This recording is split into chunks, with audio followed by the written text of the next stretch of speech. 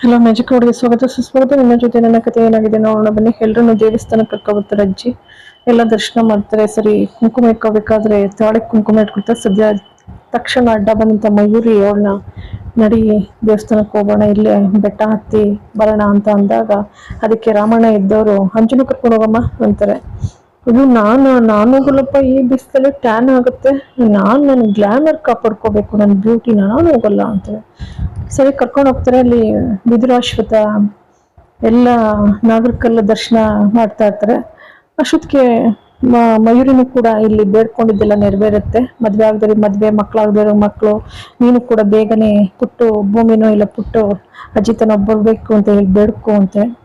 ಅಷ್ಟೊತ್ತಿಗೆ ನಮಸ್ಕಾರ ಮಾಡ್ಕೊಂಡು ನನ್ನ ಜೀವನದ ಕೊನೆಯ ಉಸಿರಿಗೂ ಕೂಡ ಅಗ್ರಸ್ತೆ ಜೊತೆಯಾಗಿರಂಗೆ ಮಾಡಪ್ಪ ಅಂತ ಹೇಳಿ ಬರ್ತಾಳೆ. ಆ ಮಾಂಗಲ್ಯ ಅದು ಕಿತ್ತು ಬಂದ್ಬಿಡುತ್ತೆ. ಅಷ್ಟೊತ್ತಿಗೆ ಸರಿಯಾಗಿ ಒಬ್ರು ಸ್ವಾಮಿಗಳು ಬಂದ್ಬಿಟ್ಟು ಸಂಬಂಧ ಹೇಳ್ಕೊಳಕ್ಕಾಗೋದಿಲ್ಲ, ಆದ್ರೆ ಅದು ಉಳಿಸ್ಕೊಳ್ಳೋದು ಕಷ್ಟ ಅನ್ನೋ ಪರಿಸ್ಥಿತಿ ಬಂದಿದೆ ಅಂತ ಹೇಳಿ ಒಗಟಾಗಿ ಮಾತಾಡ್ತಾರೆ. ಅವಳಿಗೆ ಭಯ ಶುರುವಾಗ್ಬಿಡ್ತದೆ. ಅಷ್ಟೊತ್ತಿಗೆ ಅಜಿತ ಸತ್ಯನಿಗೆ ಫೋನ್ ಮಾಡ್ತಾಳೆ. ಸತ್ಯನ ಹೇಗಿದ್ದಾರೆ ಸಾಹೇಬ್ರು ಅಂತ ಹೇಳಿ. ಸಾಹೇಬ್ರೆ ನಮ್ಮ ರೌಡಿಗಳ ಜೊತೆ ಸಿಗಾಕೊಬಿಟ್ಟಿದ್ದಾನೆ, ಆ ರೌಡಿಗಳು ಪೊಲೀಸ್ನವ್ರು ಒಬ್ರು ಕೂಡ ಬಿಟ್ಟಿಲ್ವಂತ, ಹೊಡೆದ್ಬಿಟ್ಟಿದಾರಂತೆ, ಏನು ಅನ್ನೋದೇ ನಂಗೆ ಅರ್ಥ ಆಗ್ತಾ ಇಲ್ಲ ಅಂತ. ಹೌದಾ ಅಂತ ಹೇಳಿ ಗಾಬರಿ ಆಗ್ತಾಳೆ. ಅಷ್ಟೊತ್ತಿಗೆ ಮಯೂರಿ, ಗಾಬರಿ ಆಗ್ಬೇಡ, ಸುಮ್ಮನಿರು, ಯಾಕಷ್ಟು ಗಾಬರಿ ಆಗ್ತೀಯಾ, ಸುಮ್ಮನೆ ಏನಾಗಲ್ಲ. ಅಲ್ಲ ಮಯೂರಿ, ನನ್ನ ಮಾಂಗಲ್ಯ ಬೇರೆ ಕಿತ್ತೋಗಿದೆ, ಏನ್ ಮಾಡೋಣ, ಅತ್ತೆಗೆ ಹೇಳ್ಬಿಡೋಣ ಬಿಡು ಅಂತ ಅಂದಾಗ ಅದಕ್ಕೆ ಭೂಮಿ, ಅತ್ತೆಗೆ ಹೇಳ್ಬೋದಲ್ವಾ. ಅಯ್ಯೋ ಬಿಡಪ್ಪ, ಅತ್ತೆ ಮಗನಿಗೆ ಸ್ವಲ್ಪ ಹುಷಾರಿಲ್ದಿದ್ರೇನೆ ಅವ್ರು ಸಹಿಸ್ಕೊಳ್ಳೋದಿಲ್ಲ, ಕಾಯ್ತಾರೆ ಹಂಗೆ. ಹಾಗಿದ್ದಾಗ ಮಾಂಗಲ್ಯ ಕಿತ್ತೋಯ್ತು ಅಂತ ಅಂದ್ರೆ ಪಾಪ ಅವ್ರು ಸಹಿಸ್ತಾರಾ? ಖಂಡಿತ ಸಹಿಸೋದಿಲ್ಲ. ಬೇಡಪ್ಪ, ನಮ್ಮ ಅತ್ತೆಗೆ ಏನಾರು ಆಗ್ಬಿಟ್ರೆ ಬಿಡ ಅಂತಾಳೆ. ನೋಡು, ನೀನು ಇದನ್ನ ಯಾರಿಗೂ ಕೂಡ ಹೇಳ್ಬಾರ್ದು, ನನ್ ಮೇಲಾಣೆ, ಗೊತ್ತಾಯ್ತಾ ಅಂತಾಳೆ. ಆಯ್ತು ಬಿಡು ಅಂತೇಳಿ ಮಯೂರಿ ಒಪ್ಕೊಳ್ತಾಳೆ. ನೋಡು, ಒಂದ್ ಕೆಲಸ ಮಾಡೋಣ, ಹೋಗ್ತಾ ದಾರಿನಲ್ಲಿ ಆಚಾರ ಒಬ್ರು ಗೊತ್ತು, ಅಲ್ಲಿ ಸರಿ ಮಾಡಿಸ್ಕೊಡ್ತೀನಿ, ಒಂದ್ 5 ನಿಮಿಷ ಸರಿ ಮಾಡ್ಕೊಡ್ತಾಳೆ, ಹಾಕೊಳ್ಳುವಂತೆ.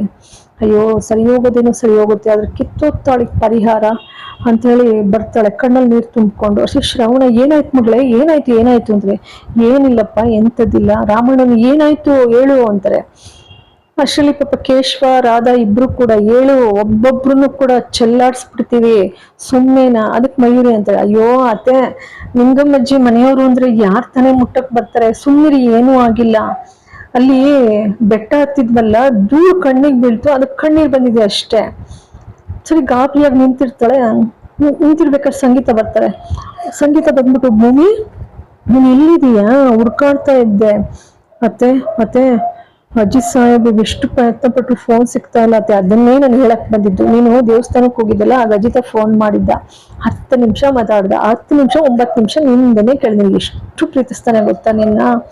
ಅಯ್ಯೋ ಅತ್ತೆ, ಇದೇ ಸಂದರ್ಭ ಹಂಗಾರ ಅತ್ತೆಗೆ ಹೇಳ್ಬೋಣ ತಾಳಿ ವಿಚಾರನ, ಸದ್ಯ ನಮ್ ಸಾಹೇಬ್ರಿಗೆ ಏನು ಆಗ್ದಿರ್ ಸಾಕು, ಅತ್ತೆ ತಾಳಿ ಅಂತಾಳೆ. ಅಷ್ಟೊತ್ತಿಗೆ ಮಾಮ್ ಅಂತ ಕೂಗಿ ಶಬ್ದ ಕೇಳುತ್ತೆ. ಅಂಜು ಅಲ್ವಾ, ದೇವಿಯಾನಿ ಬಂದ್ಲ, ನೋಡೋಣ ಬಾ ಅಂತಾರೆ. ಅವಳೇ ಅಪ್ಕೊಳ್ತಾ ಇರ್ತಾಳೆ. ಇದೇನ್ ದೇವಿಯಾನಿ ಸಡನ್ ಅಂತ ನೀನು, ಹಂಗಲ್ಲ, ಮನೆ ಮೇಲೆ ಅಮ್ಮ ಒಬ್ಬರೇ ಇದ್ದಾರೆ, ಬಿಟ್ಬಿಟ್ಟು ಇನ್ನು.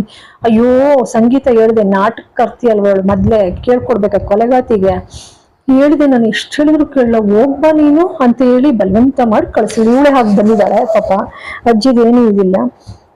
ನಮಸ್ಕಾರ ಮಾಡ್ಕೊಳ್ತಾಳೆ ನಿಂಗಮ್ಮಜ್ಜಿ ಇದ್ರ, ಒಳ್ಳೇದಾಗ್ಲಿ, ಚಿಕ್ಕ ವಯಸ್ಸಿಗೆ ಗಂಡನ್ ಕಳ್ಕೊಬಿಟ್ಟಲೆ, ರಮಣ್ ಹೆಂಡತಿ ಅಲ್ವ ನೀನೇನು ದೇವಿಯಾನಿ? ಹೌದು. ಏನ್ ಮಾಡಕ್ಕಾಗುತ್ತೆ, ನಾನು ಅವ್ರ ಜೊತೆನೆ ಹೋಗ್ತಿದ್ದೆ, ಆದ್ರೆ ನನಗೆ ದೇವ್ರು ಕೊಟ್ಟಾಗೆ ವರ ಕೊಟ್ಟ, ಈ ನನ್ ಮಗಳಿಗೋಸ್ಕರ ಬದುಕಿದ್ವಿ, ಏನ್ ಕಳ್ಸಿದೀಯೇ, ಒಂಚೂರು ಸಂಸ್ಕಾರ ಕಳ್ಸಿಲ್ಲ ಕಣೆ. ಇದೇನ ಇದು ಮಾರಾಡ್ತದಲ್ಲ ತಂತಿ ಮೇಲೆ ಅಂತ ಬೆದ್ರುಗೊಂಬೆ ಡ್ರೆಸ್ ಹಾಕತಾಳೆ, ತುಂಡು ಕಿಂಡು ಬಟ್ಟೆ ಹಾಕತಾಳೆ, ಯಾವಾಗ್ಲೂ ಇದನ್ನ ಫೋನ್ ಕೈಲಿ ಹಿಡ್ದಿರ್ತಾಳೆ.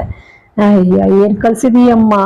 ಅದಕ್ಕೆ ದೇವೇನ್ ಅಂತಾಳೆ, ಅವಳು ಫಾರಿನಲ್ಲಿ ಬೆಳೆದ್ಲಲ್ಲ, ಫಾರಿನ್ ಸಂಸ್ಕೃತಿ ಅಲ್ಲಿ ಇರ್ಸ್ಬೇಕಿತ್ತು, ಅಲ್ಲಿ ಸಂಸ್ಕೃತಿ ಕಲ್ತಿದ್ದಾಳೆ, ಅಲ್ಲೇ ಬಿಡಿವೆ ಅಂತಾರೆ. ಅಲ್ವೇ, ಏನಾದ್ರೂ ಅಡಿಗೆ ಮಾಡೋದ್ ಕಲ್ಸಿದೀಯಾ ಇಲ್ವಾ ಅಂತಾರೆ. ಅದಕ್ಕೆ ಅಯ್ಯೋ ಅತ್ತೆ, ಕಾಂಟಿನೆಂಟಲ್ ಬೇಕಾ, ಸೌತು ನಾರ್ತು ಎಲ್ಲಾ ತರದ್ದು ಡಿಶ್ಶು ಕೂಡ ಮಾಡ್ತಾಳೆ, ನೀವು ಕೇಳಿಬೇಕಿದ್ರೆ ಅಂತಾರೆ. ಅದಕ್ಕೆ ಅಜ್ಜಿ ಅಂತಾರೆ, ಏನು ಬೇಡ ಕಣ್ತಾಯಿ, ಅದ್ಯಾವ್ದೋ ಕಾಂಟಿನೆಂಟ್ ಅದೇನು ಬೇಡ, ತಂಬುಳಿ ಮಾಡೆ ನೋಡೋಣ, ಪೇಟೆ ನಡಿ ಹೋಗು, ನಿಮಗೆ ಹೇಳ್ತಾ ಇರೋದು ಅಂತೇಳಿ ಗದ್ರಕತ್ತಾರೆ. ಅಷ್ಟರಲ್ಲಿ ಪಾಪ ಸಂಗೀತ ಇನ್ನೇನಾದ್ರೂ ಅನಾಹುತ ಆಗುತ್ತಲ್ಲ ಅಂತ ಹೇಳಿ, ಅದೇ ದೇವಿಯಾನಿಗೆ ಕಾಫಿ ಮಾಡ್ಕೊಡ್ತೀನಿ, ಬಿಸಿ ಬಿಸಿ ದೇವಿಯಾನಿ ಬಿಸಿ ಬಿಸಿ ಕಾಫಿ ಮಾಡ್ಕೊಡ್ತೀನಿ, ಅಂಜು ಕರ್ಕೊಂಡು ಹೋಗಮ್ಮ ಅಂತಾಳೆ. ಸರಿ ಅಂತೇಳಿ ಈ ಕಡೆ ಬರ್ತಾರೆ. ಆನಂತರ ಭೂಮಿ ಮಯೂರಿ ಜೊತೆ ಅಳ್ತಾ ಕೂತ್ಕೊಳ್ತಾಳೆ. ಏನ್ ಮಾಡೋದು ಮಯೂರಿ, ಇದಕ್ಕೆ ಪರಿಹಾರ ನಂಗಂತೂ ತಡಿಯಕ್ ಆಗ್ತಾ ಇಲ್ಲ. ಅದಕ್ಕೆ ಮಯೂರಿ ಹೇಳ್ತಾರೆ, ಏನೋ ಒಂದು ಪರಿಹಾರ ಇರುತ್ತೆ, ಭಯ ಪಡ್ಬೇಡ, ಇಲ್ಲಿವರೆಗೂ ನಿನಗೆ ಕಷ್ಟಗಳು ಬಂದೇ ಇಲ್ವಾ, ಹಂಗೆ ಬಂದಂತ ಕಷ್ಟಕ್ಕೆ ಪರಿಹಾರ ಇರುತ್ತೆ, ಸುಮ್ಮನಿರು, ಭಯ ಪಡ್ಬೇಡ ಅಂತೇಳಿ ಸಮಾಧಾನ ಮಾಡ್ತಾಳೆ. ಆದ್ರೂ ಅಳ್ತಾನೆ ಇರ್ತಾಳೆ. ಭೂಮಿ ಏನಾಗಿದೆಯೋ ಅಜಿತ್ ಸಾಹೇಬ್ಗೆ, ಏನಾಗಿದೆಯೋ ಅಂತ. ಖಂಡಿತ ಅಲ್ಲಿ ಅಪಾಯವೂ ಕೂಡ ಆಗಿದೆ ಪಾಪ ಅಜಿತ್ಗೆ.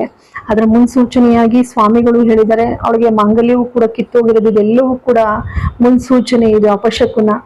ಹಾಗಾಗಿ ಅವಳು ಭಯಪಡ್ತಕ್ಕಂಥದ್ದು ಕೂಡ ಸಹಜವಾಗಿ ಇದೆ. ಪಾಪ ಮಯೂರಿ ಏನ್ ಮಾಡ್ತಾಳೆ, ಸಮಾಧಾನ ಮಾಡ್ತಾಳೆ. ಇಲ್ಲಿಗೆ ಸಂಚಿಕೆ ಮುಕ್ತಾಯವಾಗ್ತದೆ. ಎಲ್ಲರಿಗೂ ಕೂಡ ಮತ್ತೊಮ್ಮೆ ಮಗದೊಮ್ಮೆ ಅನಂತ ಧನ್ಯವಾದಗಳು.